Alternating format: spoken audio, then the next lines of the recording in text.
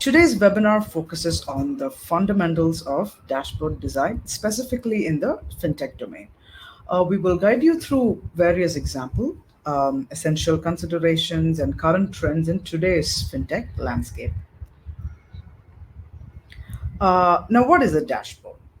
I mean, everybody knows this, but I'm just going to go over how it is defined. So, it's a centralized visual representation of the most important information needed to achieve user objectives, consolidated and arranged on a single screen so that it can be monitored at a glance. Now, data visualization at large is applied in many areas, not just in fintech. Now, in fintech, it plays a crucial role by transforming complex financial data into actionable insights that empower users to make informed decisions.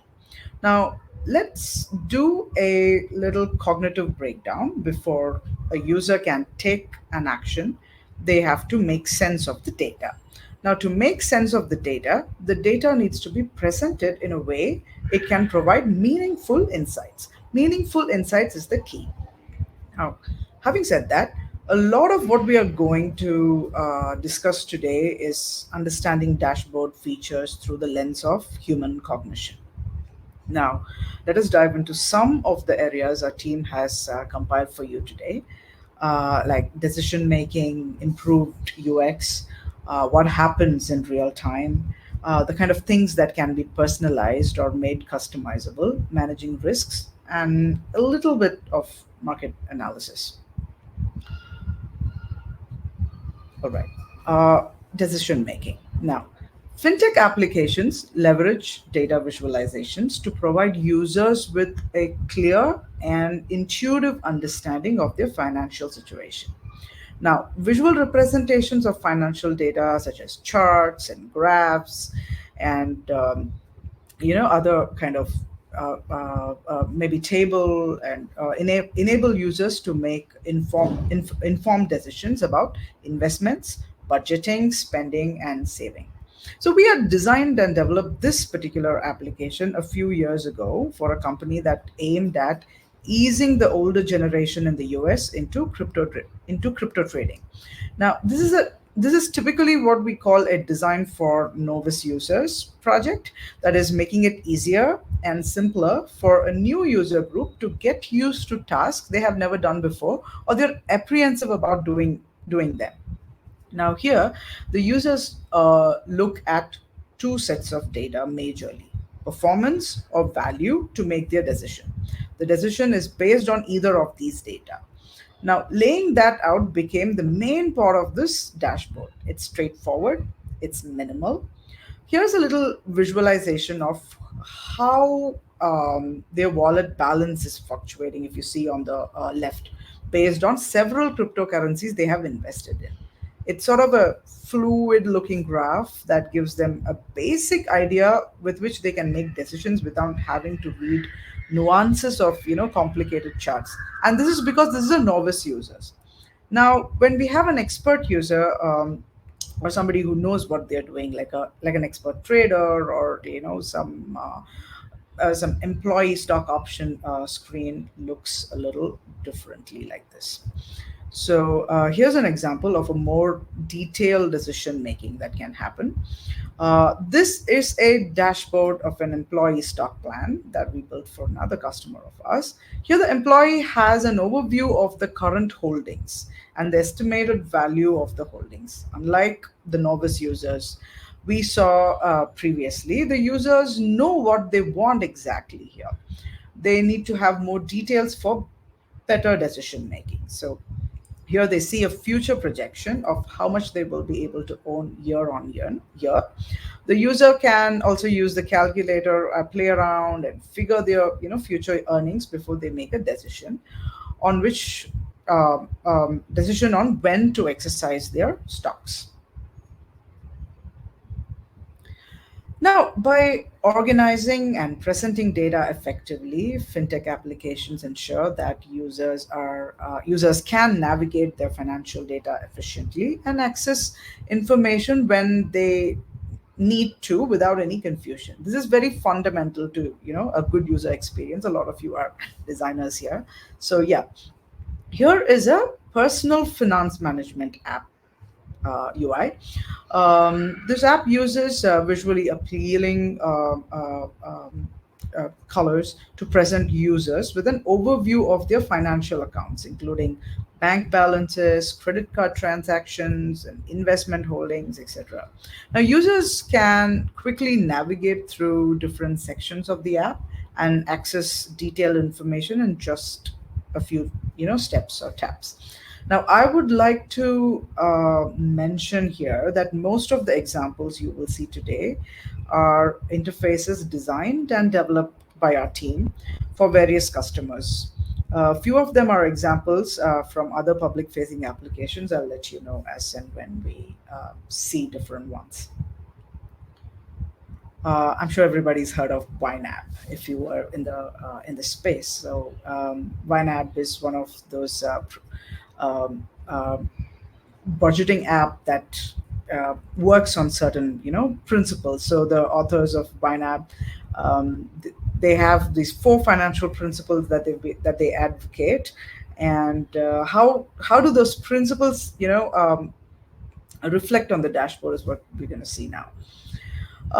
This is a company that has designed its dashboard for working through its financial principles, and there are about four principles, I think, and the dashboard reflects how do they plan and manage their finance, and the dashboard also communicates them very clearly. So one of the principles, for example, is give every dollar a job. So if there's any part of the earnings that is unassigned to a category, the dashboard will call that out loud and clear, prompting the user to get that job of assigning done.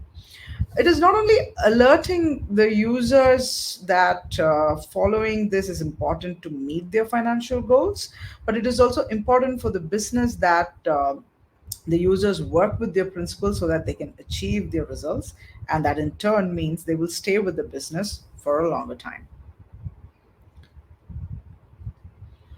Then, with the help of data visualization, fintech applications can provide users with real time insights into their financial status and market trends and etc. This is pretty straightforward. A stock trading app here features live streaming charts and real that display real time stock prices and market trends. Users can monitor price movements, analyze trading volumes, place trades directly from the app, all while staying informed about the latest developments in the financial markets. And now, if you see on the right side, here's something that we designed for another client of ours where the users can view real time stock positions category wise. So, there are different ways to do how you chunk the dashboards and what you throw light on, depending on who your target audience are, or what you specialize as a company, or whom are you building it for. By analyzing patterns and trends in the data, these applications suggest tailored financial strategies, the ones that are here.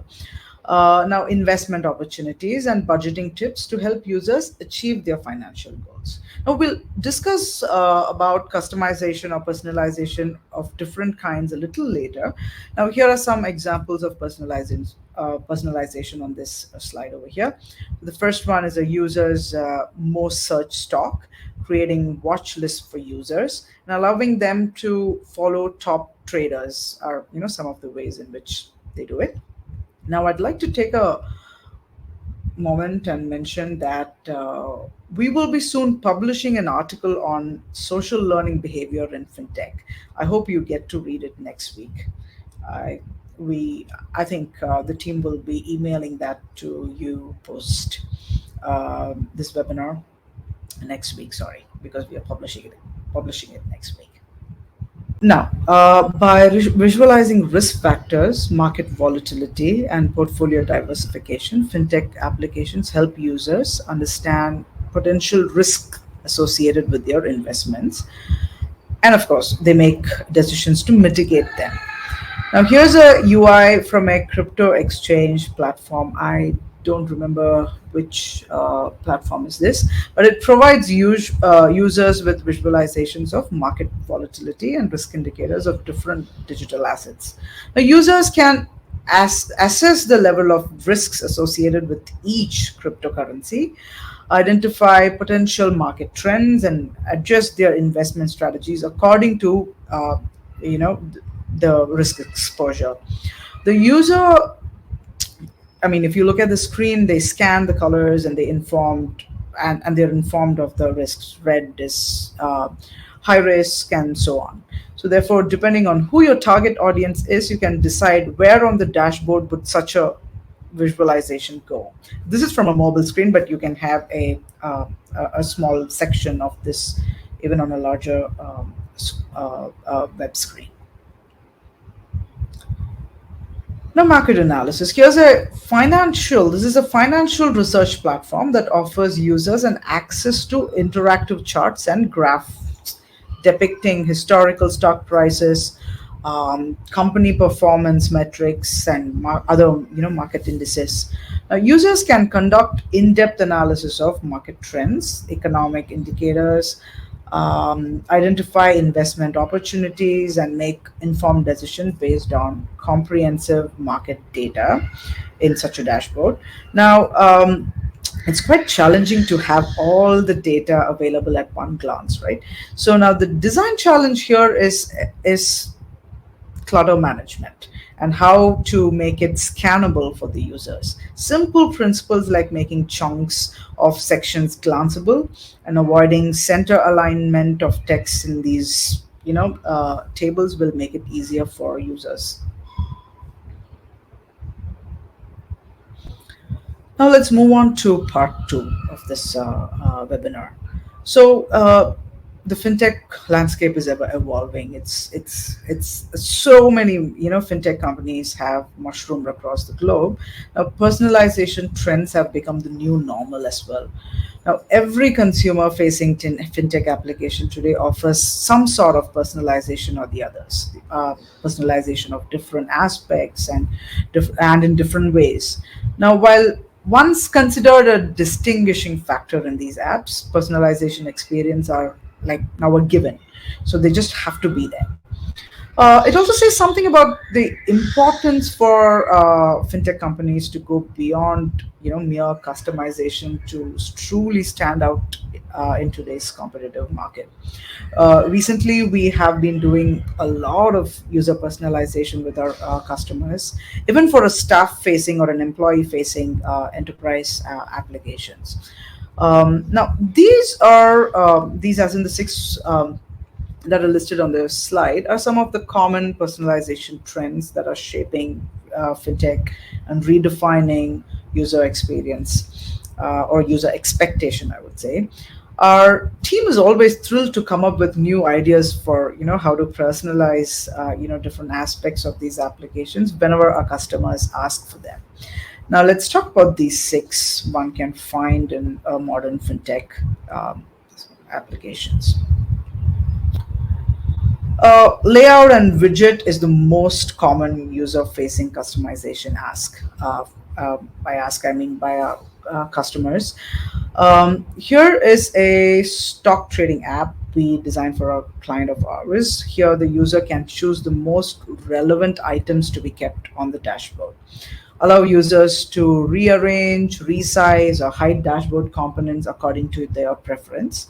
This enables users to prioritize the information that is the most relevant to them and create a layout that suits their workflow. Providing a selection of widgets or modules that the user can add or remove from their dashboard can be a workflow itself. Now, this could be either stock tickers or news feeds or portfolio summaries, economic calendars, technical analysis tools. It can be anything based on whatever you're designing, I guess.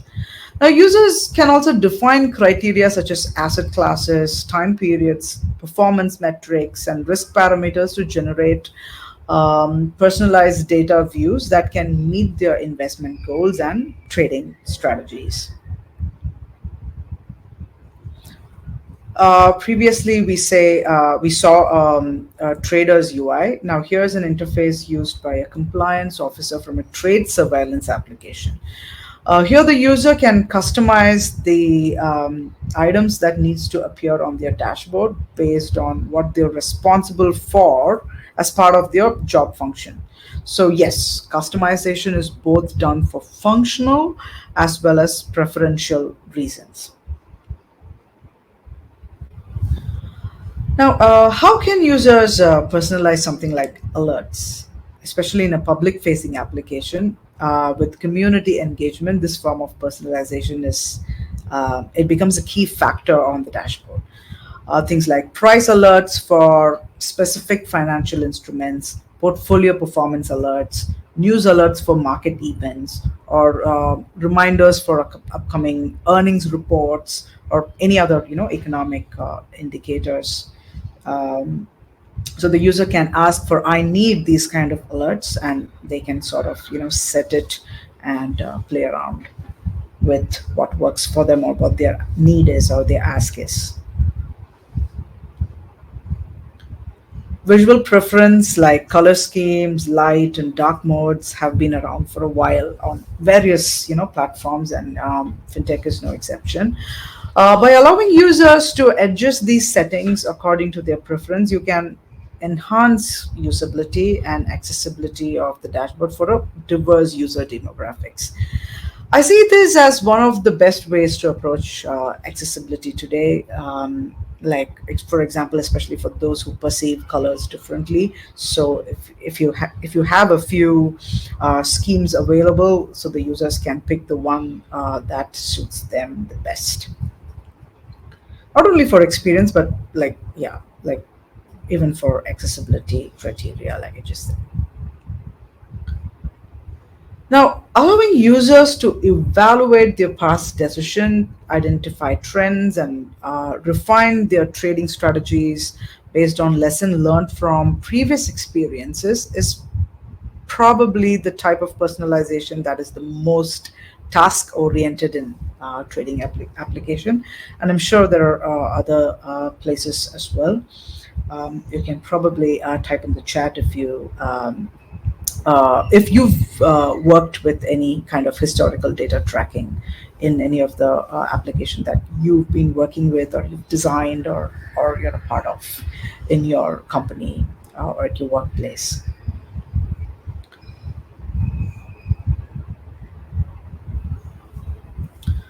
Now, this is definitely our favorite part of designing these public facing fintech applications, the community building feature development. Allowing users to follow and interact with other traders, share insights and strategies, and learn from each other's experience. This may include features such as discussion forums, chat rooms, or social media integration.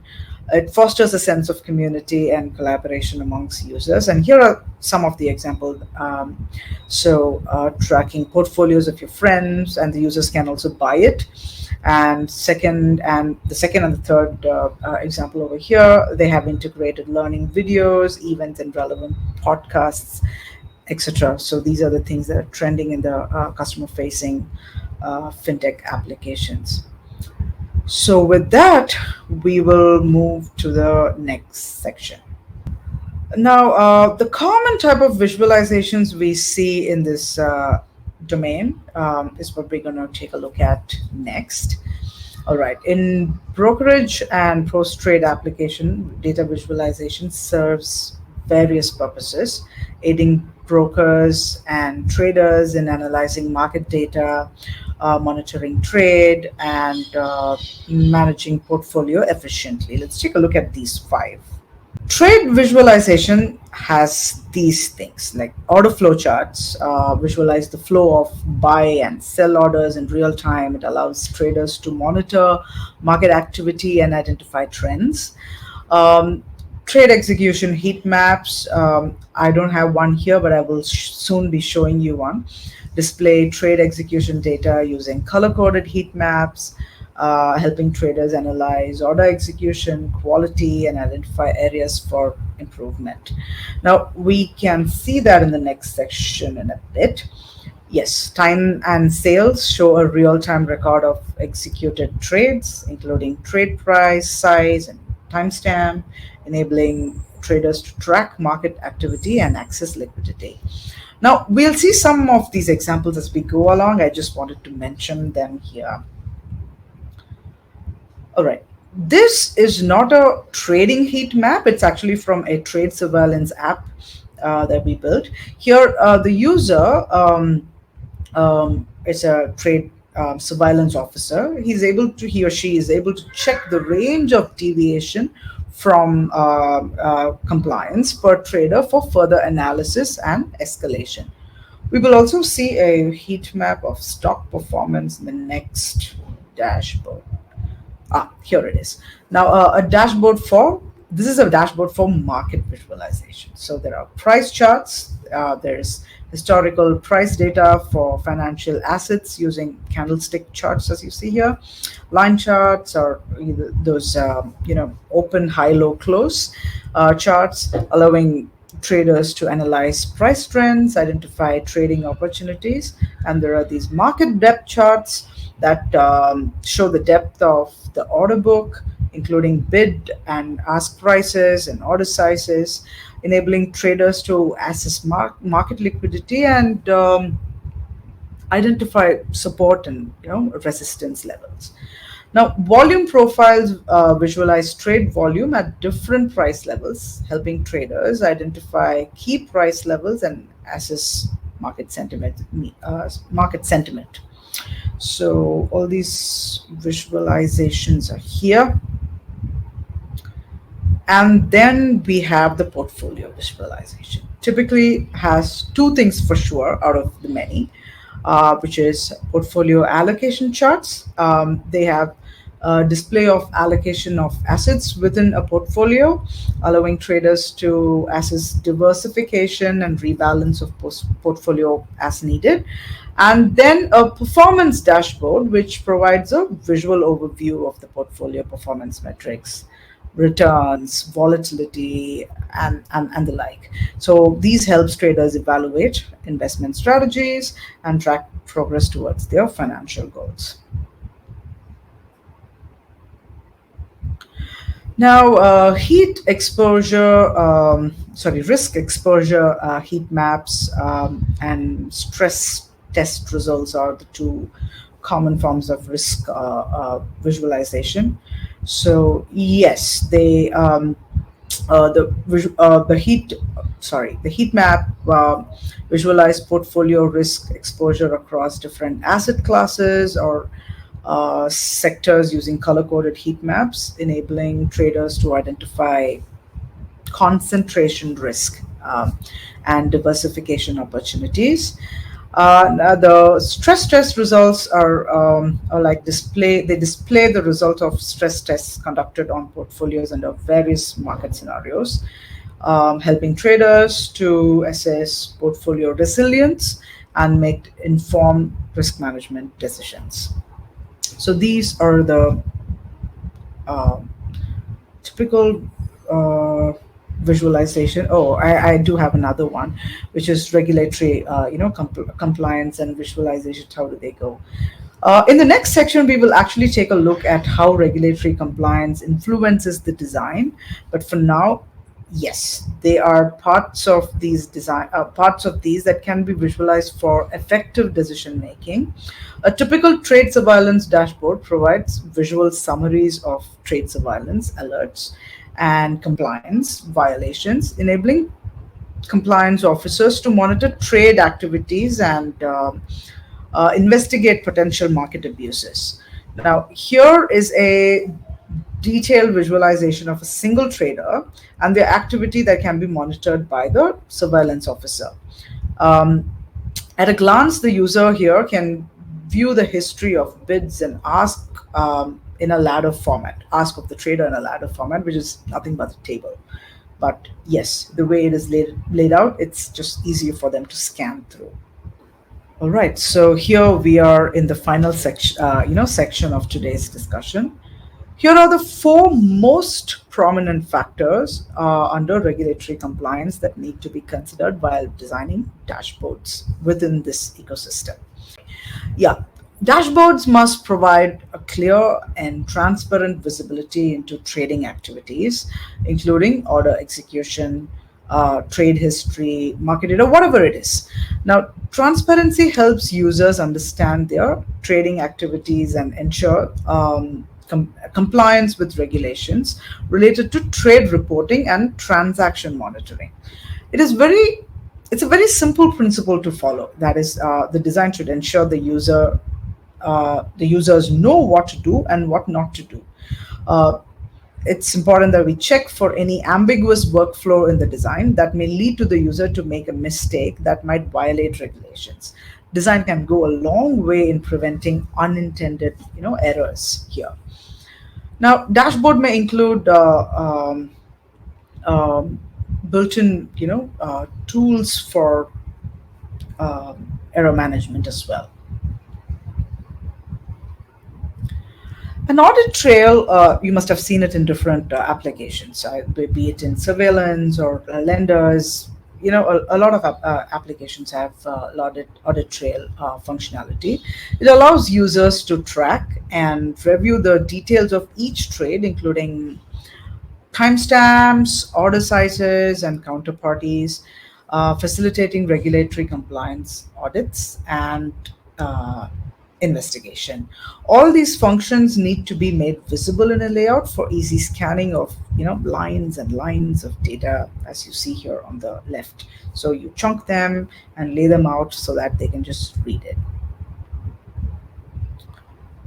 Now, dashboards may incorporate alerting mechanisms to notify users of potential regulatory violations or suspicious trading activities. Like even on the trader screen, if something is off, alert can be triggered on the dashboard as well. But this is a surveillance application, this interface. Now, alerts may be triggered by deviations from predefined trading limits, unusual trading patterns, or changes in the market conditions, and the like. Now, the dashboard design should ensure these alerts are clearly visible and actionable. And at last, reporting. Dashboards may include built-in tools for generating regulatory reports required by these governing bodies like SEC and FINRA. These reports can be either transaction reports or position reports or order event reports and the like. And the dashboard design should facilitate efficient creation and submission of such reports. So, yes, that brings us to the end of this section.